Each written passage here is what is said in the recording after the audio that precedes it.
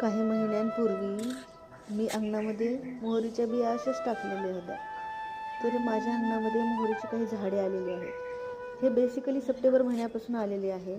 याची पाने काढून मी मोहरीची भाजी केली. ताजी पाने बाजारातून आणलेल्या पानापेक्षा अधिक पौष्टिक आणि चवदार असतात. आणि हीच भाजी ताजी ताजी उपलब्ध हवी तेव्हा होत असेल तर क्या बात है.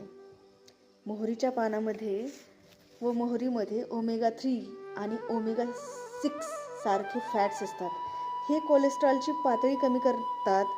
तसेच मधुमेह असलेल्या लोकांसाठी फार फायदेशीर मानले जातात. त्यामुळे मोहरीची भाजी ही आपल्या आरोग्यासाठी खूपच चांगली असते, ज्याला पंजाबी लोक सरसों दा साग असं म्हणतात. त्यामुळे तुम्ही हे घराच्या बाहेर